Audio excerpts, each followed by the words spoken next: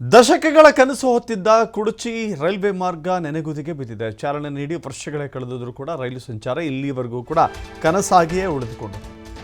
Kudachi railway ಮಾರ್ಗ ಒಂದು ರೀತಿ ಎಷ್ಟು ವರ್ಷವಾದರೂ ಕೂಡ ಇದು ಪೂರ್ಣಗೊಳ್ಳೋದಿಲ್ಲ ಅನ್ನುವ ರೀತಿಯಲ್ಲಿ ಕಾಣಿಸ್ತಾ ಇದೆ.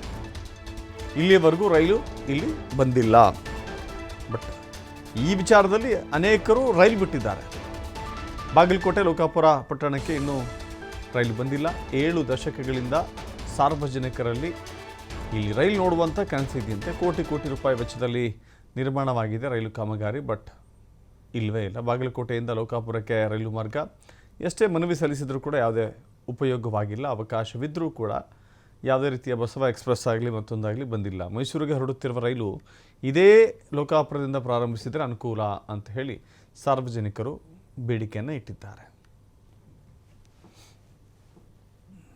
ಶಬರಿ ಕೊಳ್ಳಕ್ಕೆ ರೈಲು ಬೇಕೇ ಬೇಕು, ಶಬರಿ ಕೊಳ್ಳಕ್ಕೆ ರೈಲು ಬೇಕೇ ಬೇಕು, ಶಬರಿ ಕೊಳ್ಳಕ್ಕೆ ರೈಲು ಬೇಕೇ ಬೇಕು, ಧಾರವಾಡ ಹೈಕೋರ್ಟ್ ಪೀಠಕ್ಕೆ ರೈಲು ಬೇಕೇ ಬೇಕು, ಧಾರವಾಡ ಹೈಕೋರ್ಟ್ ಪೀಠಕ್ಕೆ ರೈಲು ಬೇಕೇ ಬೇಕು, ಹೋರಾಟಕ್ಕೆ ರೈಲ್ವೆ ಹೋರಾಟಕ್ಕೆ ಎಲ್ಲ ಮನೆಗೆ ರೈಲು ಬೇಕೇ ಬೇಕು, ಎಲ್ಲ ಮನೆಗೆ ರೈಲು ಬೇಕೇ ಬೇಕು, ಎಲ್ಲ ಮನೆಗೆ ರೈಲು ಕ್ರಾಂತಿ ಸ್ಪರ್ಶ ನೀಡುವಂತಹ ಸಾಮಾನ್ಯ ಸಚಿವರಿಗೆ ಪೂರ್ವಕವಾಗಿ ನೀಡಲಿಕ್ಕೆ ವೇದಿಕೆ ಮೇಲೆ ಬರ್ತಿದ್ದಾರೆ.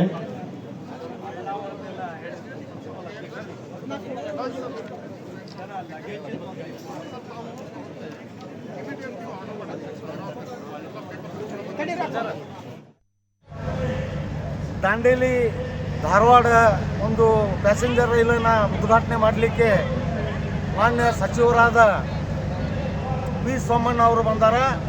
ನಾವು ಕೂಡ ಬಾಗಲಕೋಟೆಯಿಂದ ಲೋಕಾಪುರವರೆಗೆ ರೈಲು ಪ್ರಾರಂಭ ಮಾಡಬೇಕು ಮತ್ತು ಕುರ್ಚಿವರೆಗೂ ಪೂರಾ ಕಾಮಗಾರಿ ಪ್ರಾರಂಭ ಮಾಡಬೇಕಂತ ಹೇಳಿ ಒಂದು ಮನವಿ ಪತ್ರವನ್ನು ತಗೊಂಡು ಇವತ್ತು ದಾಂಡೇಲಿಗೆ ಬಂದೆವು. ಅದರಂತೆ ಧಾರವಾಡ ಲೋಕಾಪುರ ಹೊಸ ರೈಲು ಮಾರ್ಗ ಸೌದತ್ತಿ ಯಲ್ಲಮ್ಮ, ರಾಮದುರ್ಗ, ಶಿರ್ಸಂಗಿ, ಸೋರೆಬಾನ, ಭಟ್ಕುರ್ಕಿ ಈ ಒಂದು ರೈಲ್ವೆ ಮಾರ್ಗಕ್ಕೂ ಕೂಡ ನಾವು ಇವತ್ತು ಮನವಿಯನ್ನು ಕೊಡಲಿಕ್ಕೆ ಇವತ್ತು ಬಂದೀವು. ಭಾಳ ಸಂತೋಷದ ಸಂಗತಿ.